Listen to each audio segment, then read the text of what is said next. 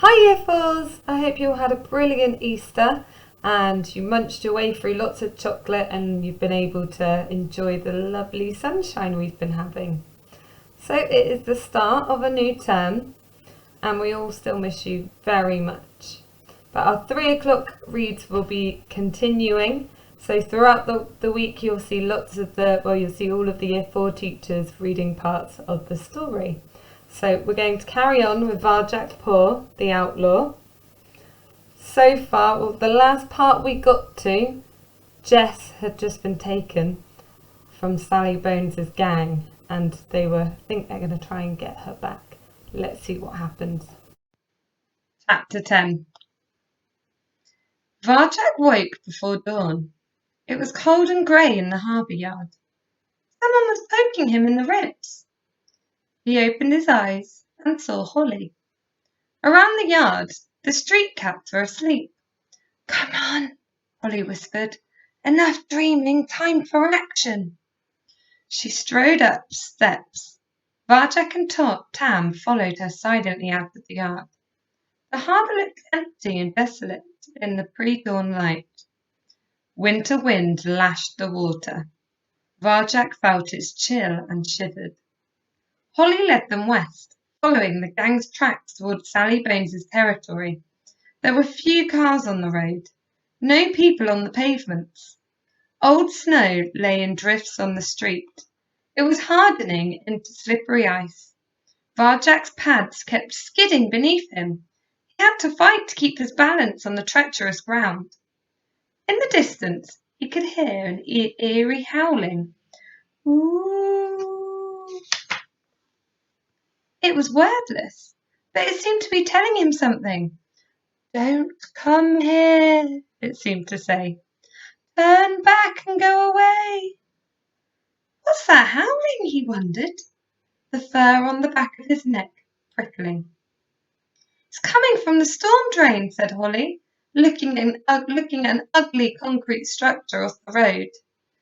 "Don't ever go there. They say wild things live in it, right, Tam?" "Don't know," panted Tam. "Never been there. Never want to." They kept away from the storm drain and followed the tracks west. They came to a crossroads on the border of Sally Bones' territory. There was a building site on this side of the crossroads. The earth had been overturned. The ground was ripped open. Machines with iron claws stood poised over pits dug deep in the ground. The buildings here were half demolished, their foundations exposed. A wrecking ball dangled from a crane idle at this time of day. On the other side of the crossroads, great glass buildings rose from the earth, towering over the city. They pierced the belly of the sky, their upper reaches invisible. They looked sharp-edged and steely in the pre-dawn light. Varjak's awareness started to tingle. There was something familiar up ahead, an unnatural scent, ghostly. He edged forward, and as he reached the crossroads, he saw where it was coming from. A tail! A cat's tail! Laid out in the gutter where people wouldn't see it, but clear as a traffic light to any passing cat. And just along from it, mangled, filthy, but unmistakably a pair of ears. Soft, furry ears. Cat's ears. Varjak stepped back a pace. His mouth had gone dry. Ears and a tail on their own. What were they doing here in the gutter? It didn't make sense. Varjak's own ears flattened, his tail curled up tight. To lose them, the thought was horrible. "Oh, my!" said Holly. She'd just seen them. Pam shut her eyes. I warned you, but you wouldn't listen." Holly shook her fur as if shaking out water. "It's all right," she said. "It's nothing to do with us. Let's keep going." "I wouldn't do that if I were you," came a voice from ahead. Standing in the crossroads, facing them were two new cats. They were more like lions than cats, powerfully built with shaggy manes of fur and bushy tails. They moved a little slowly. but they were the biggest, strongest cats Varjak had ever seen. The one who'd spoken was about Razor's height, but he was incredibly stocky and broad across the chest. The other one was even larger. I said I wouldn't do that, repeated the stocky one. His paws were blunt and dusty.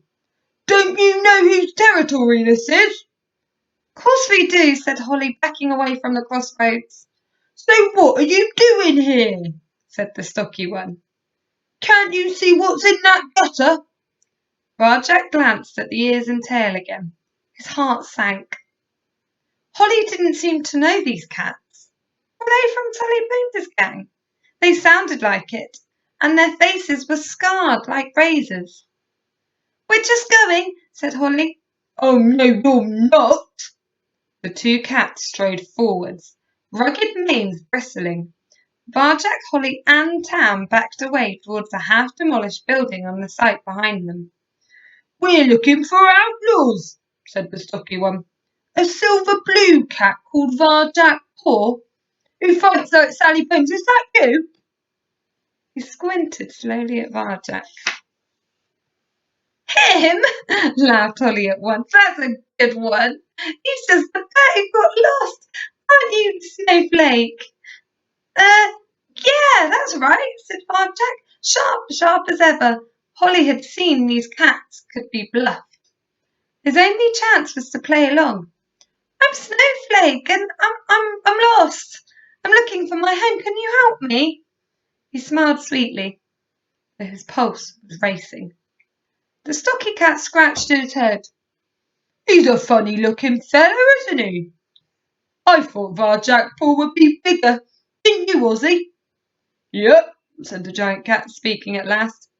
I don't think he can be the one we're after, but go on, let's see what he's made of. Might as well. Ozzy beamed. Okay, Omar, thanks. Varjak braced himself as Ozzy squared up to fight. This was a test. If he used the way, they'd know who he was, and that would be that. He had to face Ozzy without it, and without his friends. Holly and Tam couldn't help him anymore because Omar was keeping them in check. There's no need for this, growled Holly. We don't want to fight. No one wants to fight Ozzy, crowed Omar. But you got no choice. Ozzy came barreling through the air. Varjak rolled aside just in time, but the giant caught his flank as he went. A glancing blow, powerful enough to knock him over. Varjak came up into a crouch, defending his flank as he got his breath back. How could he beat a cat like this without his skills? Even with them, he was struggling against an opponent so immensely big and strong. Ozzy marched forwards, legs like lampposts. Varjak backed up into the building site. The ground was strewn with rubble. With 3 steps, he was up against the wall, and Ozzy was still coming. A huge paw shot out. Varjak ducked. Ozzy hit the wall above him. A cloud of dust rose where Varjak's head had been.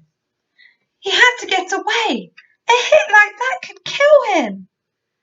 He sprinted left, right, but whenever he turned, Ozzy was still in the way. The giant cat grinned, lifted Varjak clean off his paws and sent him crashing into the wall. Varjak twisted in midair, but couldn't avoid the impact. His bones jarred, his vision glared.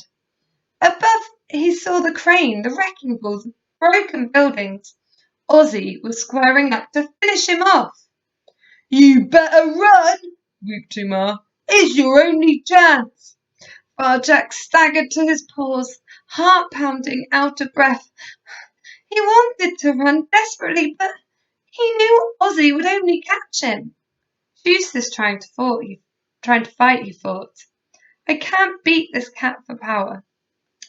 But if I could somehow use his power against him. He held himself still in front of the wall. His heart was thumping like a jackhammer, but he stood his ground and beckoned to Ozzy. Is that all you can do? He called. I thought you were supposed to be strong. Ozzy looked startled for a second. Then he pawed the ground and charged at Varjak with maximum force. Varjak stood there, totally still, for the last possible moment, and then dived under the charge. Crunch! The giant crashed headfirst into the wall. Varjak sprung away, breathing hard. The fight was surely finished. He turned to look up, but Ozzy was just dusting himself off. Yeehaw! Yelled Amar. You can't hurt us. He can't feel a thing. Ozzy grinned a gap-toothed grin. He looked like he was having fun. Oh, but he's good, Umar. He's brave. I think he's the one. Can I fight him some more, please? No, that's enough, little brother, said Omar, suddenly very serious. He turned to Varjak. I only saw one cat who didn't run away from Ozzy before, and that was Sally Bones. So you must be Varjak Paw, and those stories must be true. With those words, they bowed down before Varjak. So did Ozzy. They flattened themselves into the rubble before him.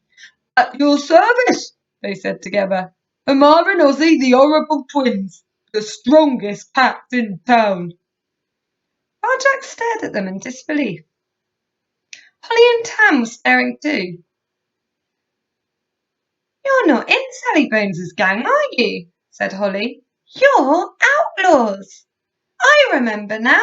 Lucia said they were looking for twins. One big, one bigger. Outlaws and proud of it, said Amar, standing up again. Outlaws? breathed Tam. She groomed her bushy tail. We're outlaws too. We weren't always, said Umar. We were in Ginger's gang in the old days before Sally Bones. Then she made us join her gang. It was a nightmare. She used to slash us just to prove she was the boss. We're stronger than her, but she's the only one who knows that secret way of fighting. Ozzy flinched. The scar on his face quivered. Don't say it, Umar. I don't want to remember. Anyway, we got away from her, and now we've met the cat who's going to put this city right. Snowflake. He looked at Varjak and grinned his gap-toothed grin. You're not really called Snowflake, are you? Varjak couldn't help grinning back. No, I'm not, he said. You're right. I'm Varjak. So why were you really going to her territory? Said Umar. A patrol took a friend of ours away last night, said Holly. A kitten. Umar glanced at the ears and tail in the gutter. Your friend needs help. What do you know about those ears? Said Varjak. You don't know? Said Umar. Don't say it, said Holly. It's too horrible. That's why it needs to be said. Umar clenched his big, blunt paws. Because that is Sally Bones's mark. That's the punishment for breaking her law. She rips your ears and tails off and leaves them out for everyone to see. What? She can't do that. Varjak looked at Holly, hoping she'd say Omar was wrong. It was some kind of mistake. But she didn't. You remember that? That animal we saw outside the secret alley, she said. That was a cat. A cat with no ears and no tail. Varjak's mind started to spin. So now he knew why Tam was so scared and why the street cat in the yard went silent when he mentioned it. Nobody stops her, he whispered. Nobody can, said Umar. And if you don't act fast, this is what will happen to your friend. Varjak's face burned. This was outrageous. The most outrageous thing he'd ever heard. He turned away, but everyone was looking at him. He could feel it, and he could feel his own power rising inside him like a flame.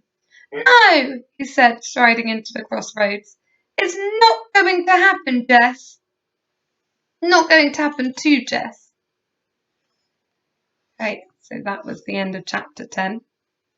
I wonder whether we will find out tomorrow whether Jess is okay. Fingers crossed. So tomorrow, tune in to hear Mr. Latham reading chapter 11. Have a good evening.